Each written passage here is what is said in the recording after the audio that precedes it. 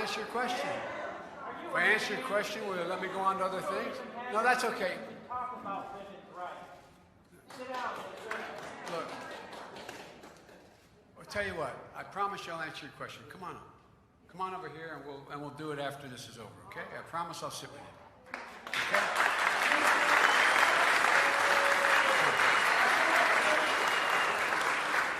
Folks, look. Mr. Mayor, thanks for the passport to get into town, and Mary, and look, it's great to be back in Iowa. The fact of the matter is that the good and bad news for you is that I'm going to be here a lot, and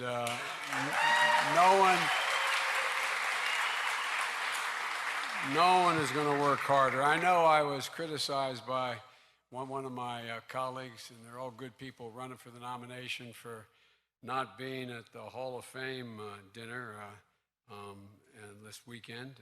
But the Hall of Fame dinner occurred, and I let them know way ahead of time I wouldn't be there because it was my daughter, who's the love of my life and the life of my love's birthday, as well as my granddaughter, Maisie, who's an all-state athlete and graduating from high school.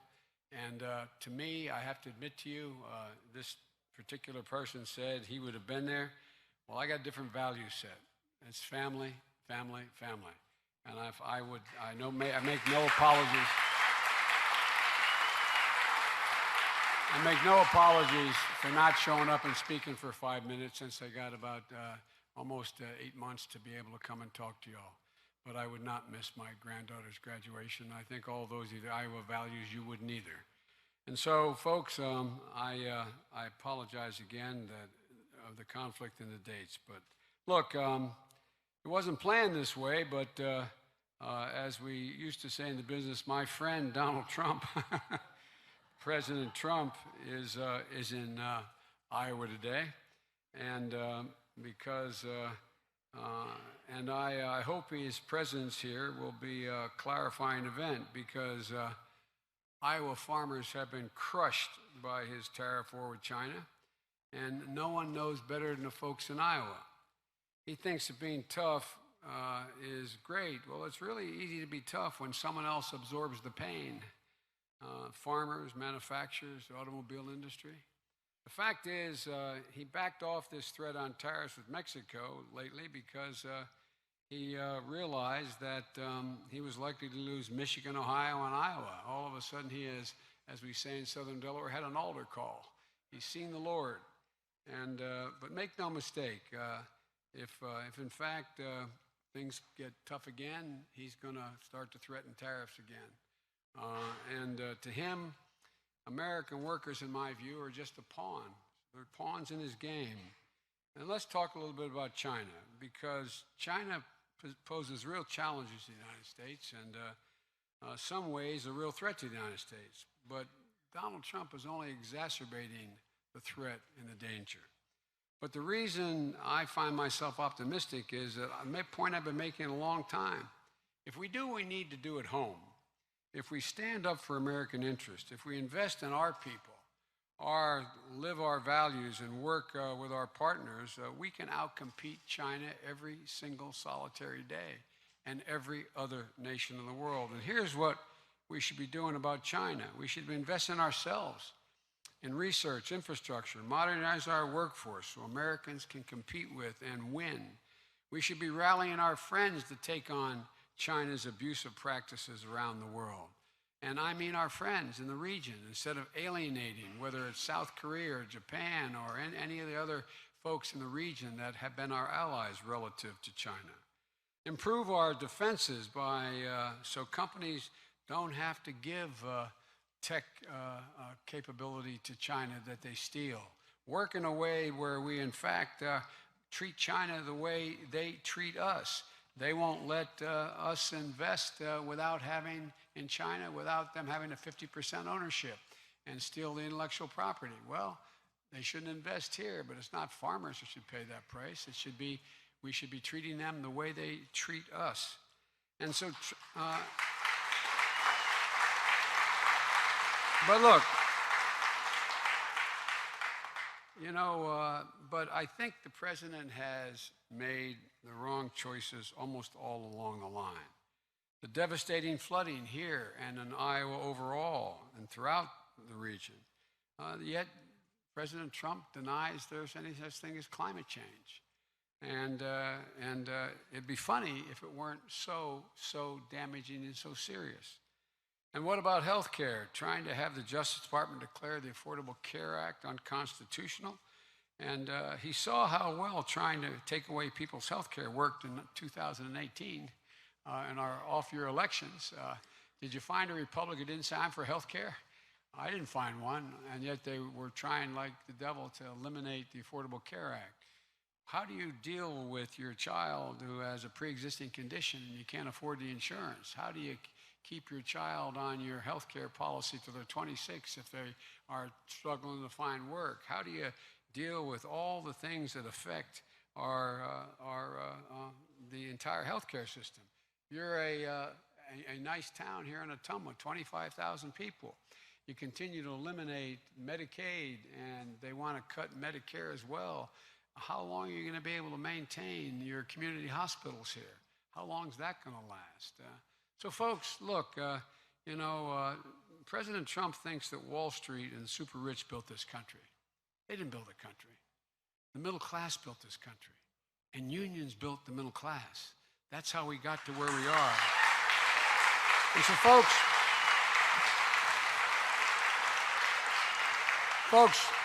we got to build an economy that rewards work, not just wealth. We got to return the dignity of work. And I think that, look, I believe that the president is literally an existential threat to America for three reasons. One, he is a genuine threat to our core values. And if you wondered about that, remember what happened in Charlottesville. I never thought I'd see that happen in my lifetime again. You had people climbing out of the fields and from under rocks, carrying torches, contorted faces, chanting the same anti-Semitic bile that was chanted in Europe and in Germany in the 30s. Same exact language. Carrying Nazi flags, accompanied by white supremacists, accompanied by the Ku Klux Klan, and confronted by decent people who said, not in my city. And what happened? When he was asked to comment on it, he said, quote, there were very fine people in both groups. No president of the United States, Democrat or Republican, has ever said something like that. Never. And it was a response heard round the world. Round the world. But most importantly, as a response heard by our children. Our children were listening. The idea that we give credit. Look, folks, America was built in the way we were built, basic core values. Decency, honor, leaving no one behind, realizing that there are things that are bigger than you in America, that we have to get together, we have to cooperate. But this is a guy who does everything to separate and frighten people. It's about fear and loathing. It's about the way he calls people the names he calls them. No president has done something like that, for God's sake. I mean, it's bizarre, and it's damaging. And so I think he's genuinely a threat to our core values, and he's a threat to our standing in the world. On the D-Day ceremonies, it was astounding to me that he was tweeting attacks on everybody, from the mayor of London to Bette Midler. He found time to go after Bette Midler, for God's sake, in the middle of the D-Day ceremonies, for real, not a joke. And instead of repairing the relationships with our allies, he's continued to damage them. You know, think about this. No president of the United States has ever, since the end of World War II, we built that Atlantic Alliance and NATO, ever threatened to leave NATO. Never gone after our allies, embracing dictators and thugs, from Putin to Kim Jong-un, calling them my friends, sending love while he's poking his finger in the eye of our allies. What's going on here? This is really dangerous stuff, and it's not easy. He's a threat, in my view, a threat to our core values. And folks, the fact of the matter is that 4 years of Donald Trump will be viewed as an aberration in American history. 8 years will fundamentally change who we are as a nation and how we're viewed around the world. We're not only the most powerful nation in the world, we've led America, we've led the world not by the example of our power alone, but by the power of our example. That's why the rest of the world has followed us, because of our values, who we are, who we say we are, decency, honor. And it is being absolutely thrashed around the world. And look, the idea that I believe, and I didn't believe this, if you had asked me this 5 years ago, I'd have told you you're crazy. I think there's a genuine threat to American democracy. You know, I recommend a book to you by 2 professors at Harvard, How Democracies Die. None of them died in the last 100 years by someone battering down the door of the president or the Congress.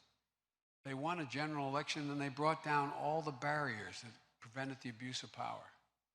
They brought down all those things that allowed us to be a nation that we were together, allowing us to work in a way that we had arrived at a consensus. It's always been about the abuse of power. And look what he's doing. He not only attacks courts because he said, how can a judge with Mexican ancestry treat me fairly? The news media, all of them back there, they're all fake news, he says. No, everybody thinks that's kind of, it doesn't mean much. But look at the people copying his ways all around the world, whether it's Orban in Hungary, whether it's in the Philippines. There are thugs all over the world using the same kinds of language he's using now. And what are we saying to the world? What are we saying to the world? And folks, the goal is simple. When he discredits the news, discredits the free press, he gets to run roughshod over the country.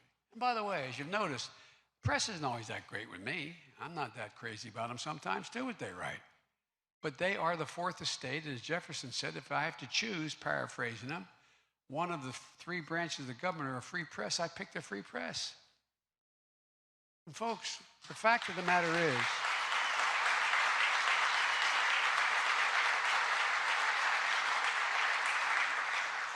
we're at a moment where I think we have to reinstate our constitutional norms in the country. The presidency is not without limits. It's not without limits. It's a co-equal branch of the government with the Senate, the House, and the Congress, as well as with the courts. And folks, I'm not naive. Some say that this is an old-fashioned way of doing things. Well, if it's old-fashioned way of doing things, we're in real trouble, man. We're in real trouble.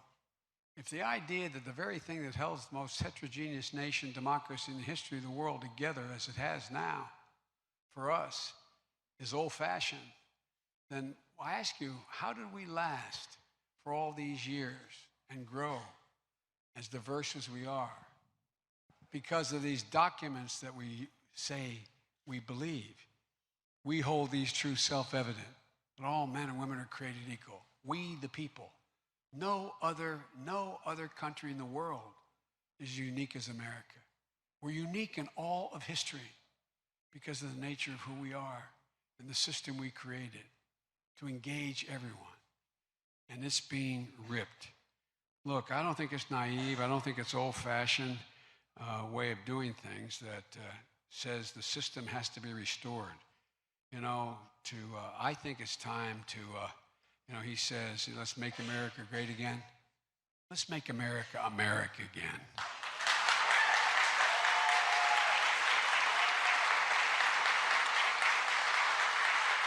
And folks, look, there's a lot going on, to state the obvious. But notwithstanding all the problems we have, I am genuinely optimistic. When the American people have been given a chance, they've never, ever, ever let the country down, for real. We not only have the most powerful military in the history of the world, as I said, we rule not by the example of our power, but the power of our example. That's why we've been able to lead the rest of the world. We're in a situation where in the United States of America, we have more great research universities in Iowa to coast than all the rest of the world combined. And every single major innovative thing has come out of a research university. It's been monetized by corporations, but it's because of the brilliance. You own those research universities. The American people own them. And it's time we begin to realize who we are. We're walking around with our heads down like, woe is me, what's the matter with us? This is the United States of America. There's not a thing we've ever set our mind to that we haven't been able to do together. Not a joke. Never, never, never. Never. But we're walking around like, woe is me. There's not another country in the world, if we do what we have the capacity of doing, that can touch us. That can touch us. And the rest of the world needs us as well. We are the indispensable nation. Because who else fills that vacuum but us? Everything from our economic growth to our national security is at stake. There's not a thing we can't do. And all the things I talk about, whether it's my plan relative to the environment or healthcare or education, folks, we can afford it. You know why we can afford it? Without raising your taxes. And I tell you why. How many of you really did really well with that Trump tax cut? Raise your hand, man. You know what happened? In addition to that, you know how many tax loopholes are now in the law? When Reagan was president, there were $800 billion worth of tax loopholes. You know how many there are now? $640 billion in loopholes. You can't find me an economist at any university in this state or anywhere in the United States of America that can justify the last $500 to $600 billion of those tax cuts. Why should you get a break for racehorses and not get a break for child care? You know, no, I'm serious. We don't have to punish anybody.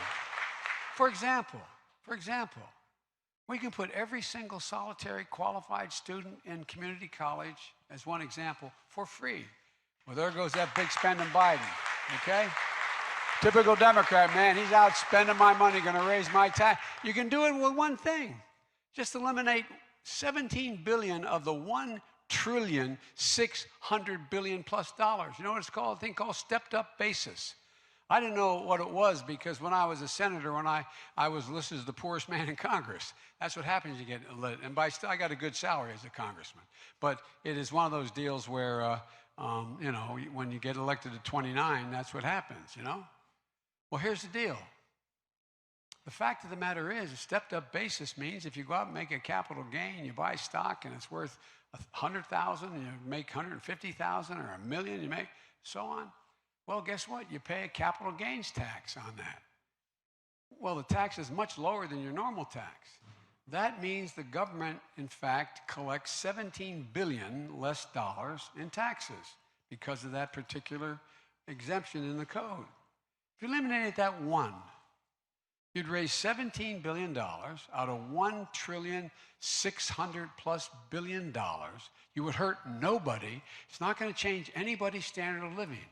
Now, what is it? It means that if you have a capital gain, I hope you do, in the situation, and God forbid, in the way to cash it in, you get struck by lightning and you die. You get left to your son or daughter. They pay nothing. It was a tax owed 12 seconds earlier. It's not an inheritance tax. You owed the tax 12 seconds earlier. If you eliminate that one, you could put every single solitary person qualified in community college in college, increasing the number of 6 to 9 million people, increasing the economic growth of the country by 0.2%, and you'd have $11 billion left to reduce the deficit. It's about priorities. If you're in a town that is a big town and you have children, child care averages for 2 kids $24,000 a year. Okay? That's after taxes. If we gave everybody in the United States of America, a single mother or father, a tax credit for child care, you would increase for $8,000 credit on your taxes. You would increase the number of women in the workforce by 750,000 people because they're making sound judgments. Guess what? It increased the growth of the GDP almost 1% a year. What are we doing? What are we doing? The priorities we're making. Look, think of how things have changed, not just for organized labor, for labor generally. You know, you got 40 million people who have to sign a non-compete agreement when they go to work. Now, that non-compete agreement makes sense if you work for a tech company and you have secrets, or you have an agency, you're going to open one, you sell it, and you say, I promise I won't open one next door and compete with you. It makes sense. But the vast majority of those people are hourly workers. Now, if in fact you are in a position, what was the case, you work for Jimmy John's making sandwiches, you want to go across town to get 5 cents more working for McDonald's. You can't do it. What possible reason for that exists except to depress wages? Look what's happened with corporate America, where we are now today. Corporate America.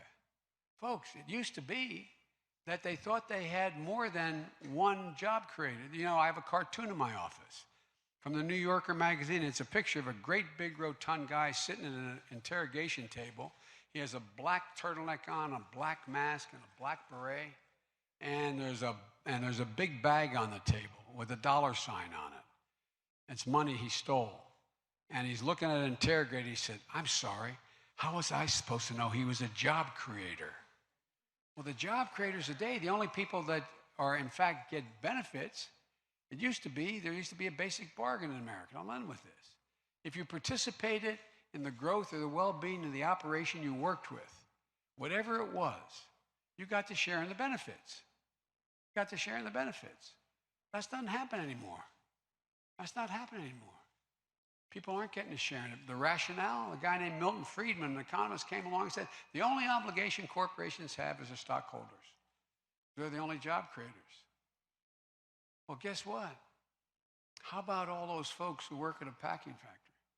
How about all those folks who, in fact, work at John Deere? How about all those folks? Aren't they creating jobs? They're creating jobs. They're not the stockholders. Why don't they get the benefit anymore? We got to start to reward, not just wealth, we got to reward work. We got to reward work. So folks,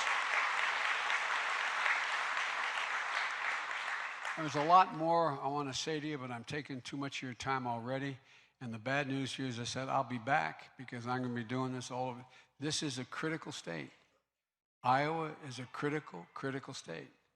And the fact of the matter is, I see all these polls they get given to me. They don't mean a thing right now. This is a marathon. This is a marathon. And the marathon's just beginning. But at the end of the day, if you can't cross the line in Iowa, you don't win the marathon. It's an important deal. So I'm going to be back to make my case to you. Ask you, as I used to say when I first ran, my name's Joe Biden. I'm running for, in this case, running for President of the United States. Look me over. If you like what you see, help out. If not, vote for the other person. But give me a look. That's all I'm asking. Thank you all very, very, very much. I appreciate it.